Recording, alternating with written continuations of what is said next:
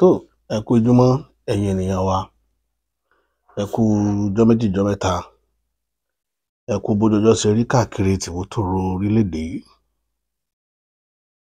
Òde òdù bí Ọlọ́run bá tó dá yóò wà pẹ̀lú gbogbo wa. Àní rí kò ṣe dáadáa o, orílẹ̀-èdè wa ò dẹ̀ ní dàrú, àti jẹ àti mu àti ná àti lò wa kò ní dìbànújẹ́ mọ́ wa lọ́wọ́ lágbára lọ́wọ́ Elédùmarè wa tó dá ayé òun ọ̀run. Ọlọ́run ọba àjíkẹ́ ọba àjíkẹ́ ọba afẹ́nifẹ́re ọba àjùwàpè, agbẹnimọ́dẹ̀yìn afúnimọ́ṣẹ̀rẹ̀gún ọba lọ́wọ́lọ́lá àní ìlẹ́yẹ ọ̀gbọ̀gbà tí gbàrà àdúgbò abọ́gbọ̀gbà tí fi yọmọ ẹ̀ náà fìn. Ẹ ṣé àdúpẹ́ o pé kàwá yẹ lénìí, pé fún wa ní opportunity láti wà lórí ìkànnì yìí lówùúrọ̀ yìí tó jẹ́ ọjọ́ 21 oṣù keje ọdún 2025, 21/7/2025. Ọpẹ́ ní fọ́lọ́run. Ọ̀rọ̀ ò ní pọ̀jù láàárọ̀ yìí, ṣókí lọ́bẹ̀ oge la fẹ́ ṣe. Tó àjúbà àwọn tó láyé o, àwọn arúgbó aṣọ mọ́ balẹ̀, àwọn ajẹrun òró ajẹdò èèyàn mọ́bì, ìbá yín o, ẹjọ́ ojú wa ṣe, ẹ mọ́jà àtẹnugbó bí ọwọ́, ilẹ̀ ọ̀gẹ́rẹ́ ṣòro àlóògiri òkò, akínyínkínyín agẹ̀yìngẹ̀yìn, ẹ jẹ́ kó ojú wa ṣe, ẹ mọ́jà sílẹ̀ tẹ̀, ẹ mọ́jà tójú ilẹ̀ mọ́lẹ̀, ẹ mọ́jà kẹ́gbọ́n ayé ogun wa lẹ́sẹ̀, ẹ mọ́jà jẹ́ sọ́fẹ́ àwọn àgbàlagbà, ìbá yín o. Kí la mú wá ní ṣókí láàárọ̀ yìí? Géèmù kan play lọ́wọ́ lórílẹ̀-èdè yìí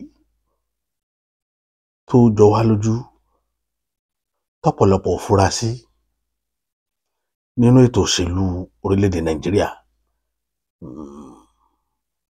Géèmù kan play lọ́wọ́lọ́wọ́. Tẹ́ bá wò ẹ́ rí pé àwọn opposition party tá à ń pè ní àwọn tí wọ́n ń bá bàbá Bọ́lá Ahmed Tinubu dù, ọ̀pọ̀lọpọ̀ wọn ti kóra jọpọ̀ sójú kan sínú ADC. A dẹ̀ ń rí géèmù yẹn bó ṣe ń play lọ pé gbogbo nǹkan pè nílẹ̀ Haúsá lónìí, mo fọwọ́ sọ̀yà rẹ̀ pé gbogbo kò síbi tí wọ́n ti fẹ́ rí bàbá Bọ́lá ní ọdún 2027.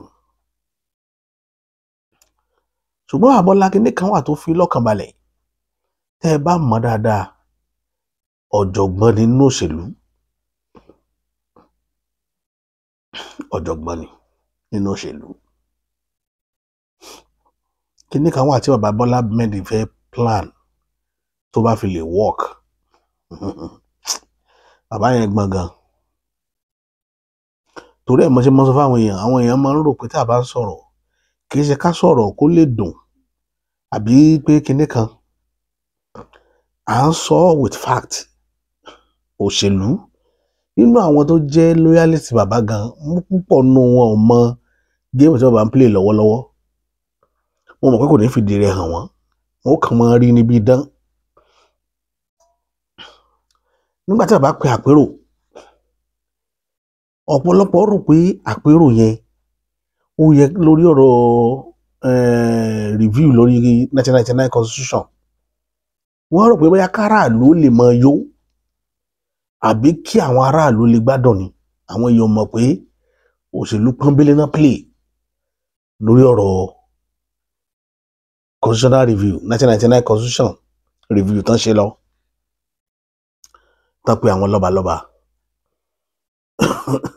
àwọn tó jẹ́ ajìjàgbara tí wọ́n jẹ́ kí la máa ń pè wọ́n náà, àwọn activist ajàfẹ́tọ̀ọ́ ọmọnìyàn, gbogbo wọn pariwo lọ́tùn lósì. Wọn àti ẹ̀ wá paráàlú sí, wọn jẹ́ ká mọ̀. Àwa gan, èmi gan fúnra mi complain pé wọn àjẹ́ àwọlé síbẹ̀ ká mọ nǹkan tó ń ṣẹlẹ̀. Wọn àjẹ́ àmọ́ ó fa ìbínú yọ gan pé kí ni nǹkan tí àpérò tẹ́ fẹ́ ṣe lórí 1999 constitution tí gbogbo wa ti complain pé kò gbádùn, tí ẹ wá fẹ́ ká mọ̀. Nígbà tí àbájáde ó máa jáde, à ń gbọ́ pé àwọn ọba lọ ń jà sí state mi ò kò ṣe state mi ò gbádùn state ọ̀rọ̀ state ló bá gbogbo wọn. Tẹ́ ẹ bá rántí pé mo ṣàlàyé nígbà tí mo sọ̀rọ̀ nípa ìpàdé gbogbo yẹn.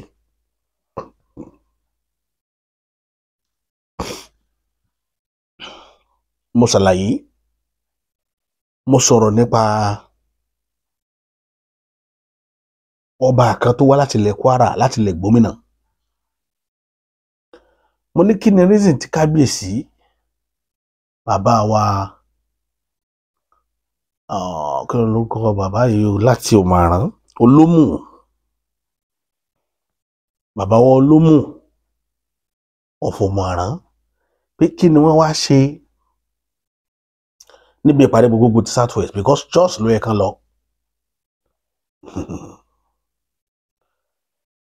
Àsọ̀rọ̀ yẹn jù bá a ṣe rò lọ. Gbogbo wọn wá sọ̀rọ̀, àpérò yẹn dá lórí bó ni wọ́n ṣe pín ìpínlẹ̀ tuntun, new states.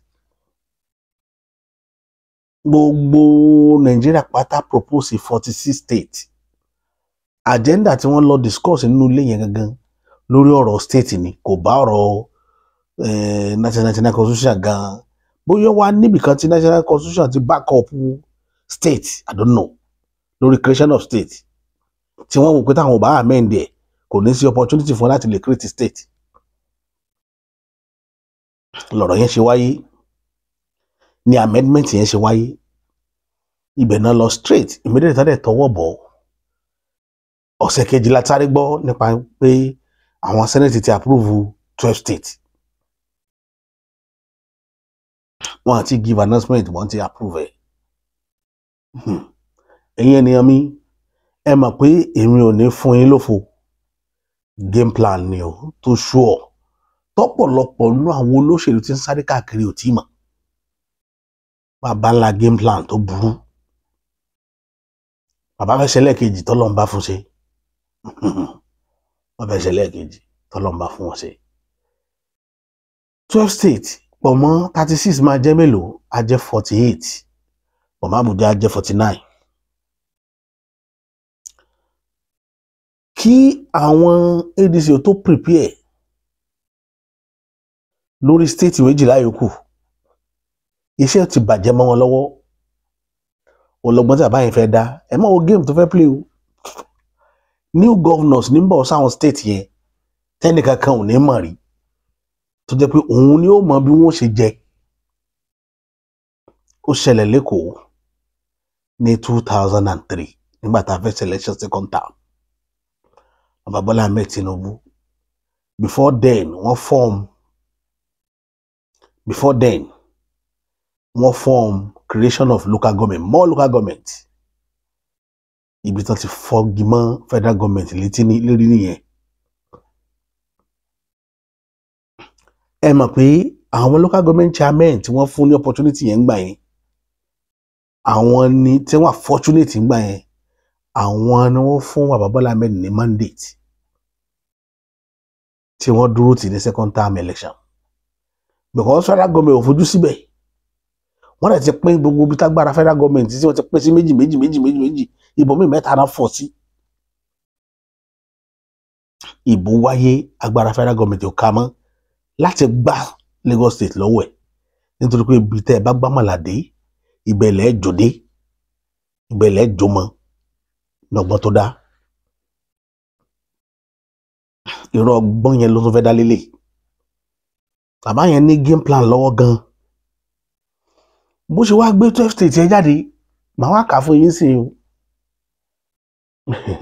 Ilẹ̀ Yorùbá ó jọ gàté, kò jọ gàté. Ilẹ̀ Yorùbá sì ń fara kó mẹ́rin. Màá ṣàlàyé.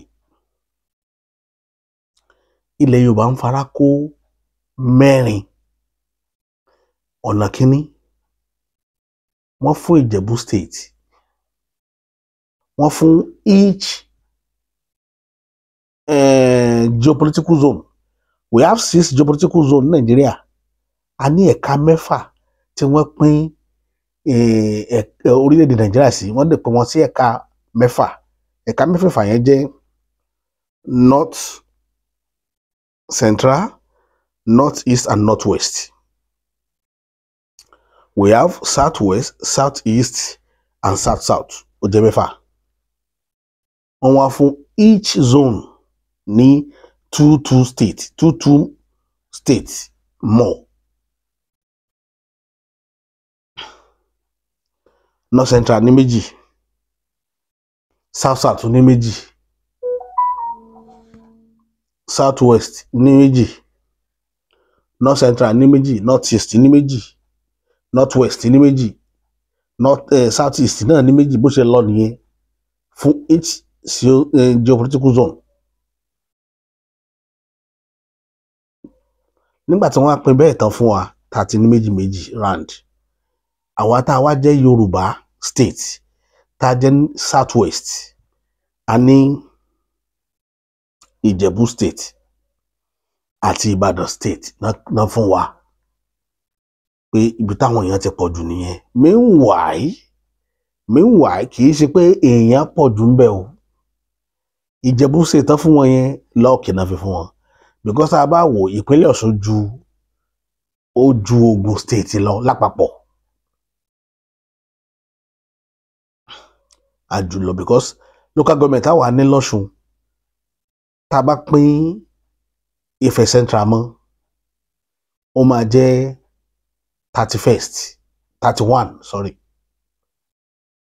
31 local government lọ́ṣun state ní 30.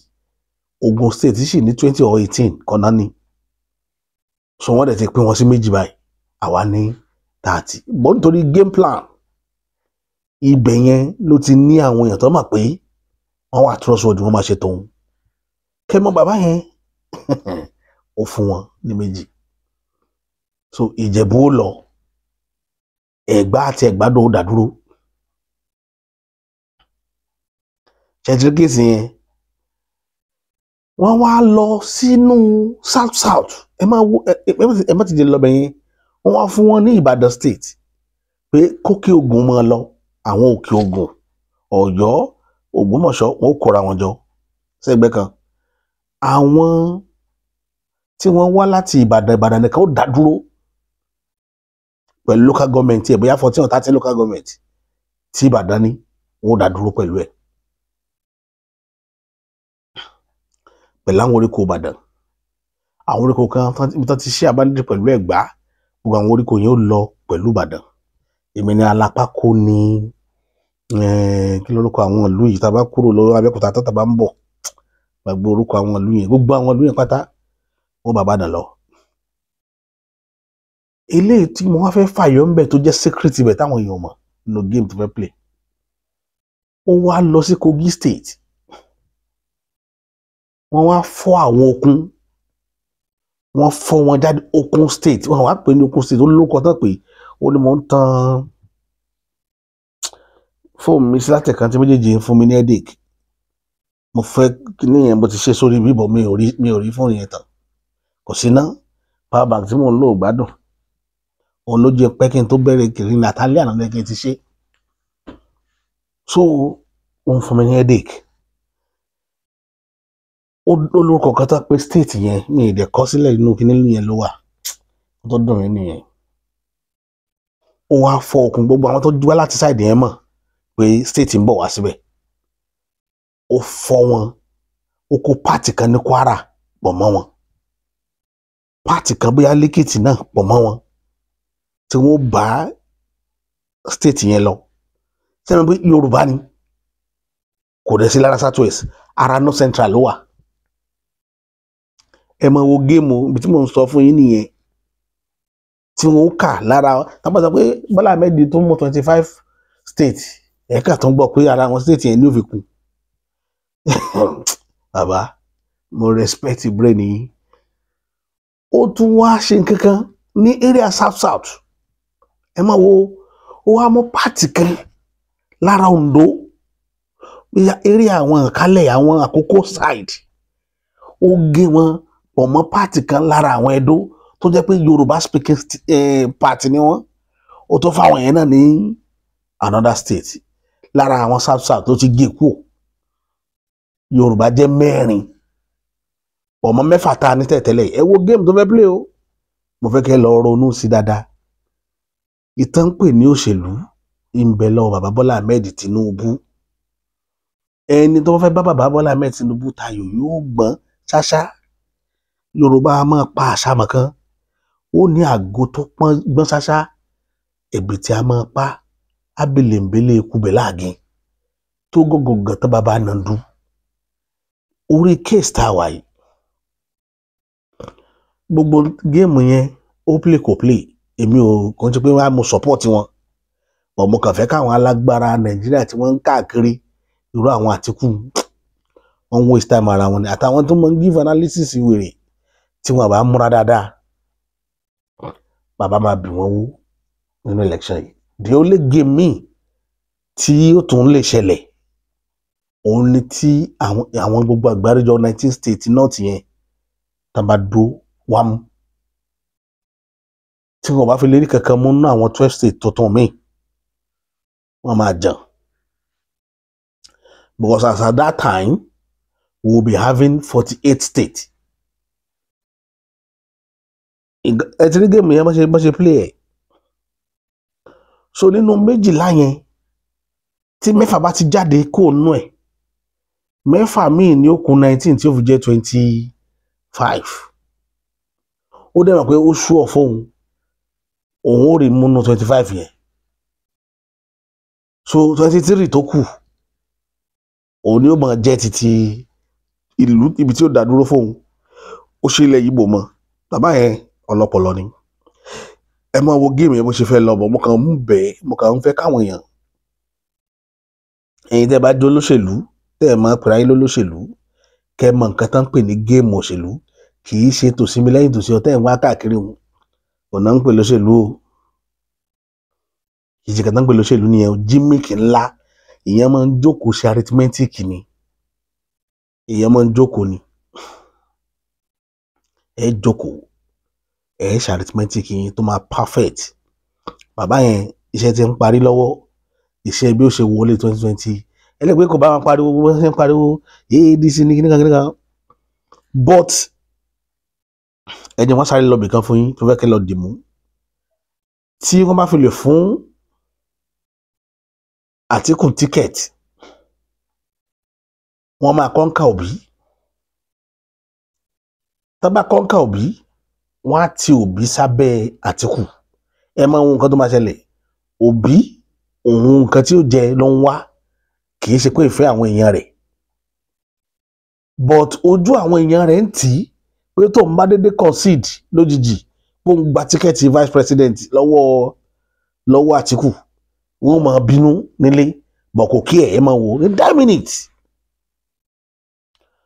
minutes ní àkàgbà tíkẹ́ẹ̀tì yẹn as vice president yóò dẹ̀ sọ fún gbogbo àwọn èèyàn pé tó níbi tọ́rọ̀ dé dúró pé prayer pọ̀ lórí òun tó máa fi kọ́ńkà àwọn èèyàn ẹ̀ nìyẹn but problem tó máa wá ní ni pé kò ní lè da ilẹ̀ Ìgbò ní completely because àwọn tó wà nù APC pẹ̀lú bàbá Bọ́lá Ahmed Tinubu àwọn náà wò pé kí ni ó jẹ́ èrè jẹ́ tàwọn nígbà tóbi bá ti bá Àtíkù lọ táwọn àtàtíkù dẹ̀ ní táwọn ò ní táwọn wà ní good time tó yẹ pé Tinubu náà làwọn wà ní good time pẹ̀lú lọ́dọ̀ àwọn David Umahi lọ́dọ̀ àwọn gómìnà Imo State then ọ̀pọ̀lọpọ̀ olóṣèlú tó ń jẹun lọ́wọ́ nínú APC táwọn láti other state nílẹ̀ Ìgbò gbogbo wọn náà á wò pé let's work for Tinubu kan tó máa mú South East break nìyẹn tá a fi dúró lódìdí fún bàbá Bọ́lá Ahmed Tinubu then ìkejì South òdìdí náà máa dúró but tí Òbí bá fi lè kò torí kò sí party tó fẹ́ lọ mọ́ ó ti kúrò ní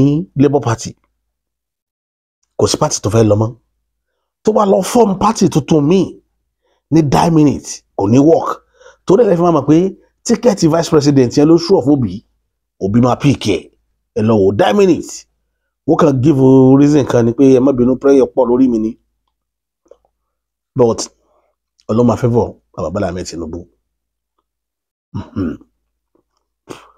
ọlọ́mọ favour ẹ̀ because àwọn èèyàn máa gọ̀ ṣe lọ́wọ́ òun ni game tó ń play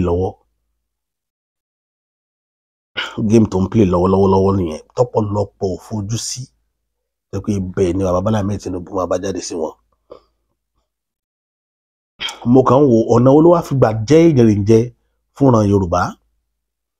Ọ̀nà tó fi gbà jẹ́ ìjẹrìnjẹ ni pé possibility wà tí bàbá Bọ́lá Ahmed Tinubu bá wọlé tá a bá tí ì lọ, tí Yorùbá nation bá tí break up pẹ̀lú Nàìjíríà, tá a tí break out kó lára wọn. Bàbá Bọ́lá Ahmed Tinubu yóò dán mẹ́wàá wò pẹ̀lú wa.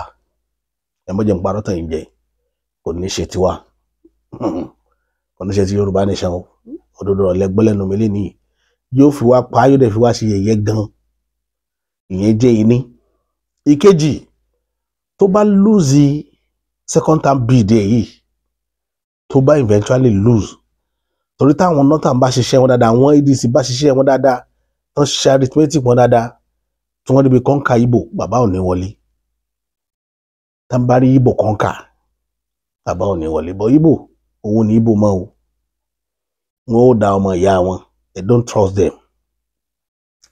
Tá n bá eventually conquer ibẹ̀ yẹn, because the whole north, ẹ̀yìn Àtíkù náà máa wà.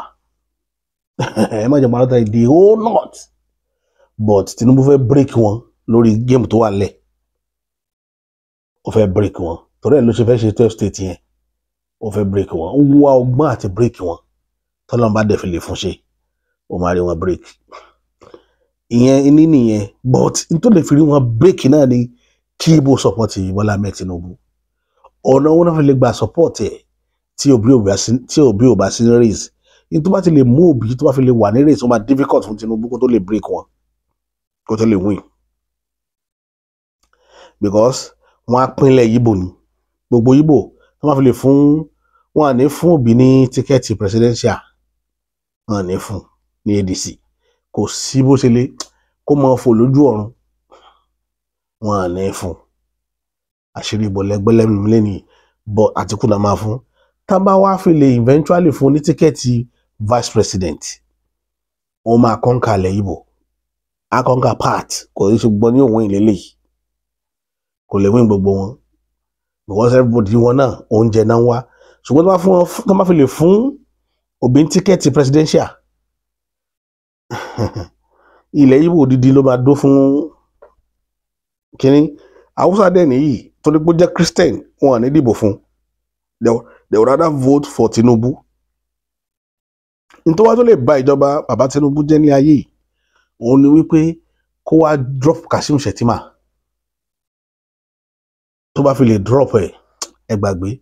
Tó bá múru Kwankwaso, tó bá mú Kwankwaso, yóò rìn díẹ̀, but Kashim Shettima lẹ́nu ojú Kwankwaso lọ, táwọn èèyàn mọ̀ nù. Kashim Shettima ó ní strong backbone ní north ju Kwankwaso lọ. Kwankwaso ò ní ju Kano lọ. Kò lè dá Maiduguri win, kò lè dá Sokoto win. Ṣùgbọ́n Kashim Shettima ó lè dá àwọn territory yẹn win. Ó lè dá win. Àwọn kankan factor kan wà tó wà behind it nìyẹn, tó mú bàbá Bọ́lá Ahmed Tinubu pick Kashim Shettima ń gbà yẹn. Ó wà lára tó jẹ́ kó win ọ̀pọ̀lọpọ̀ ìlú ní north. Torí ti Kashim Shettima ni tó máa mú Kwankwaso ń gbà yẹn, Kano ní òní. Ó lè mọ́ ní other places. Kwankwaso ò tí ì ripe nínú political hegemony ilẹ̀ Hausa. Kò tí ì ripe débẹ̀. So analysis yẹn mo ní kí n sáré mú wá fún yín ní fẹ́rẹ́ jọ pé kẹ́kàn fi mọ bí nǹkan ṣe ń lọ nílẹ̀ Yorùbá àti lórílẹ̀‐èdè Nàìjíríà lọ́wọ́lọ́wọ́. So nínú state méjìlá, mẹ́rin ní bọ̀ nílẹ̀ Yorùbá pẹ̀lú ọgbọ́n àyínnùke àti àyínnùpadà tí bàbá yẹn lò lórí ọ̀rọ̀ òṣèlú ní tí ó favour rẹ̀. Bó ṣe rí nìyẹn, kò ní jù báyìí lọ níwọ̀n bá. So oníyanṣẹ́ ọlọ́bẹ̀ ṣe gbogbo èyí tẹ̀dẹ̀ ń jẹ́ ṣàtìlẹ́yìn fún wa lórí ètò wa yìí náà, àdúpẹ́ lọ́wọ́ yín o. Àdúpẹ́ títí tá a fi mọ mákọ̀tún ètò mi wá. Ire o.